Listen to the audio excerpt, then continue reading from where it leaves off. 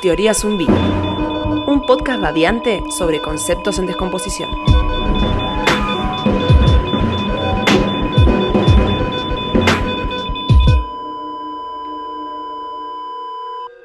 Hola, en este mini bloque vamos a conversar sobre un pedacito de historia que hace alusión a lo que nosotros hoy conocemos como canto gregoriano.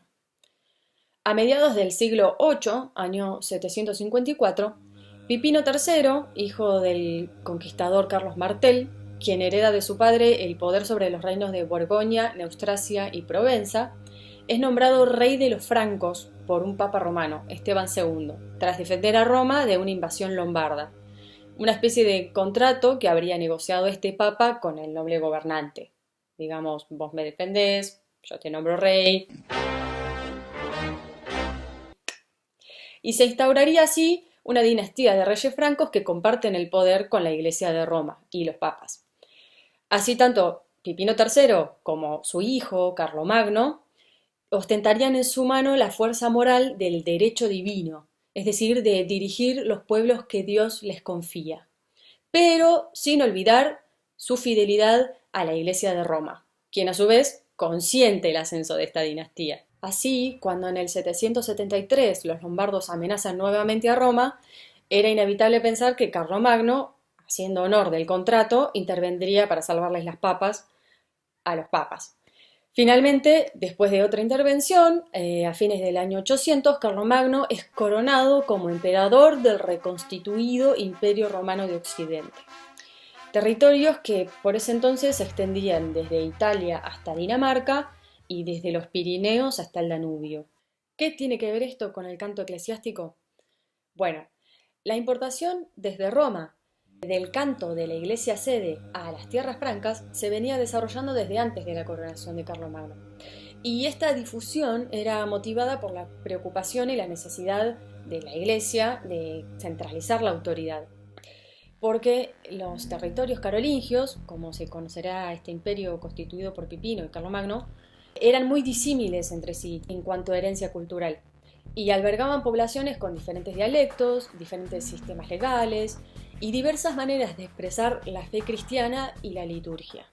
En consecuencia, dentro del corto periodo en que gobierna hasta su muerte, en el año 814, y con el Papa como mecenas espiritual del imperio, Carlomagno va a tener que instaurar una serie de medidas políticas orientadas a unificar las diversas regiones bajo su mando, particularmente las prácticas litúrgicas, bajo los cánones de la sede romana, no solo porque le da un orden al imperio, sino porque a su vez sustenta la autoridad de la Iglesia oficial. Pero claro, esta medida también pretendía la supresión de otros ritos vigentes, como las liturgias de las iglesias del norte o el canto ambrosiano de Milán, para ser reemplazados por melodías y textos litúrgicos romanos. Desde la ciudad de Aquisgrán, capital del imperio, lo que hoy es Aachen en Alemania, Alcuino de York es quien está encargado de estas tareas como una especie de ministro del conocimiento.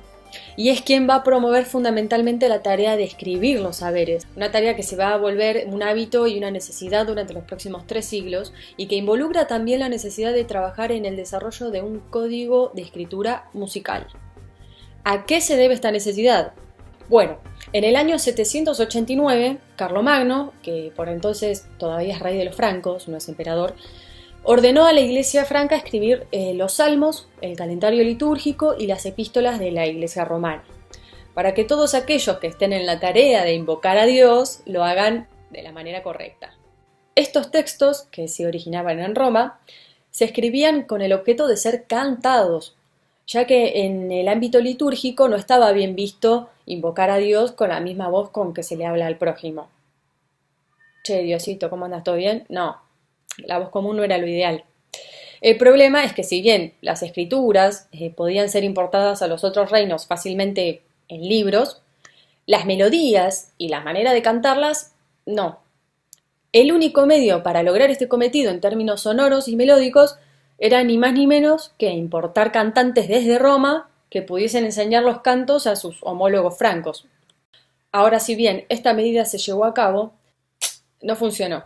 Generó fuertes disputas y resentimientos entre quienes, por un lado, por parte de la Iglesia romana decían tener la versión autorizada, o el estilo correcto, tildando de bárbaros a todos los miembros eclesiásticos que practicaban otras liturgias, incluidos los francos, y estos que consideraban orgullosos los argumentos de los romanos.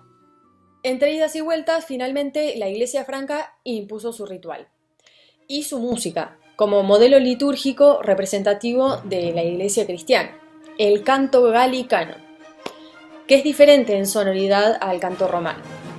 Este canto galicano es el que sentaría las bases de lo que hoy conocemos como canto gregoriano, que tampoco suena igual, pero sí tiene ciertas características en común en el tratamiento de las melodías, el uso de las voces y la manera de cantar, más parecidas a lo que los musicólogos de los principios del siglo XX recrearían como la sonoridad del canto gregoriano, aunque técnicamente en la época de Carlomagno se denominaría canto romano franco.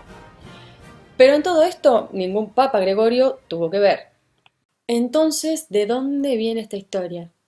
Bueno, para saber tendríamos que preguntarnos lo mismo que Carlomagno y los monjes francos se preguntarían. ¿Cómo convencer a todos de que esta música de cantantes francos, que no es romana, es la verdadera voz de Dios? Surge entonces el mito de que esta música había sido transmitida por el mismísimo Espíritu Santo, creando la leyenda de que todo el legado musical de la Iglesia romana había sido creación de un único hombre, el Papa Gregorio I Magno, quien habría reinado entre el 590 y el 604, digamos principios del siglo VII, 200 años antes que Carlomagno. De hecho, en una biografía de este famoso papa, un cronista de la época asegura que él compiló un libro de antífonas y fundó un coro en la iglesia de Roma que hasta el día de hoy realiza el canto en la iglesia de Roma según ese auténtico antifonario. O sea, un gran libro que tiene música escrita para todo el calendario litúrgico. Pero si recordamos, como dijimos hace un momento, la notación musical no existiría hasta 200 años después. Bueno, en el siglo IX, sin embargo, la leyenda del Papa Gregorio como autor original de este tipo de canto comenzó a extenderse, viniéndole como anillo al dedo las intenciones de Carlomagno de unificar las liturgias, ya que según esta historia estaría impartiendo la misma obra de Dios. Excelente. Todo está saliendo muy bien. También se propagó en relatos literarios y en una tradición iconográfica adaptada de los manuscritos de los sermones de Gregorio, en la que cuenta que el Papa, mientras dictaba su comentario del día, a menudo se detenía en una muy larga pausa y confundía al escriba que estaba anotando todo separado de una pantalla. Cuentan que, asomándose el escriba, pudo observar una paloma blanca flotando sobre Gregorio, que al posarse en su hombro le murmuraba cosas al oído. Y Gregorio solo continuaba su dictado cuando la paloma dejaba de murmurarle, casi como si le estuviese cantando las melodías celestiales en la oreja. Es a partir de tales representaciones de inspiración divina que nos llega esa famosa expresión de "me lo contó un pajarito".